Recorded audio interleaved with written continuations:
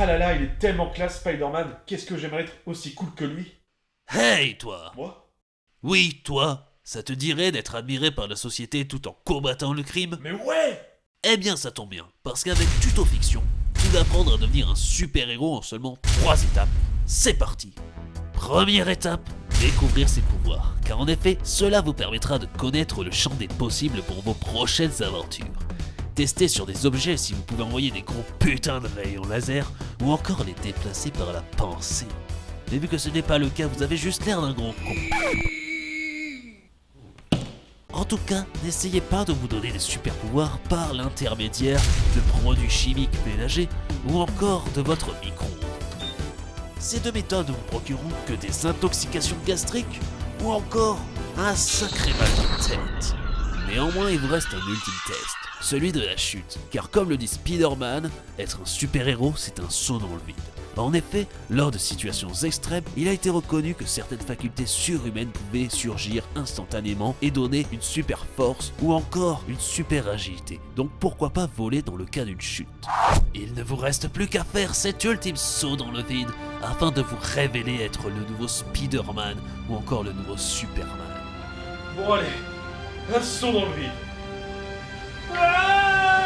Ou vous tapez 6 mois de convalescence aussi, parce que faut quand même pas oublier que nous sommes dans une vidéo YouTube et que nous n'avons donc pas le budget pour te faire voler, mon gars. Ouais, les gars, mais bon, ce serait sympa de le dire la prochaine fois, quoi. Juste comme ça. Bah oui, c'était évident, désolé. Mais rassurez-vous, absence de pouvoir ne veut pas dire que vous ne pouvez pas être un super-héros. Regardez Kick-Ass, Batman ou encore tous les faire-valoir des Avengers.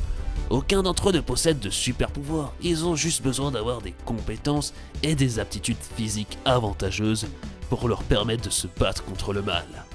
Il vous suffira après vos 6 mois de convalescence de faire un petit peu d'entraînement pour vous préparer à la violence de C'est l'arme. trop dur, t'as pas quelque chose pour m'aider? Bon ok, prends ce sachet, ça devrait Merci. t'aider mais n'en abuse pas.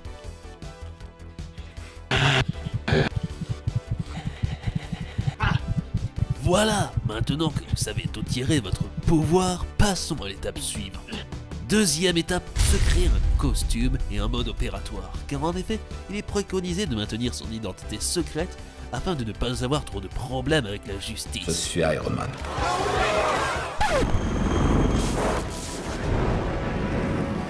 Pour cela, confectionnez-vous un costume qui permettra de camoufler votre identité et vous permettra d'avoir un certain look et d'être tout de même reconnaissable en tant que justicier dans la rue.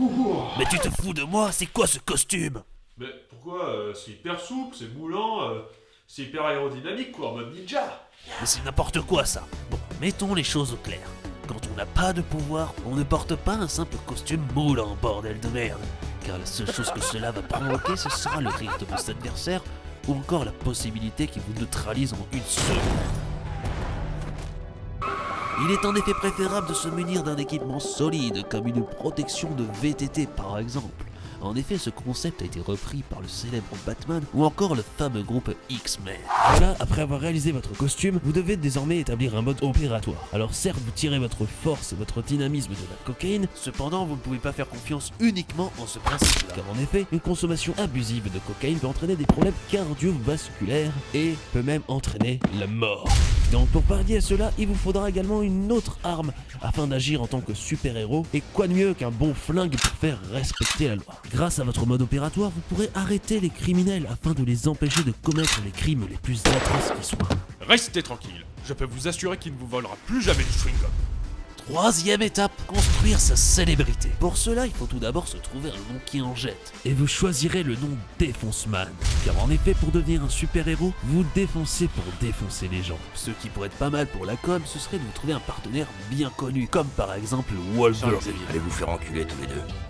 C'est ça, de toute façon, tu t'es fait buter. Mais si vous n'avez pas de super allié, ce n'est absolument pas grave, car en effet, le plus important pour un super-héros est de participer à un super combat avec d'autres collègues ou encore face à un super vilain. Ainsi, il faudra vous assurer qu'un tel combat arrive sur Terre. Pour cela, appelez Thanos sur son portable et dites-lui que vous avez trouvé les pierres de l'infini qui lui manquent afin que ce dernier se pointe sur Terre dans le but de vous les prendre. Par la suite, appelez les Avengers afin que ces derniers s'occupent de Thanos. Pendant ce temps, vous vous planquerez tranquillement en attendant que les Avengers affaiblissent Thanos Thanos et que ce dernier leur foute une branlée monumentale. Ainsi, au moment où tout espoir semble perdu pour les Avengers, vous arriverez par derrière et abattrez Thanos en traite, et vous deviendrez ainsi le plus grand héros de l'univers. Vous serez donc idolâtré et admiré par toute la société qui voudra en connaître plus sur vous. Et n'hésitez pas à apparaître dans des talk shows ou des reportages comme le fameux Batman. Non mais attendez, vous êtes sûr que c'est Batman ça? Suite à cela, vendez les droits sur votre image et vos produits dérivés à Disney afin de vous faire une masse de thunes et de rejoindre l'équipe de super-héros.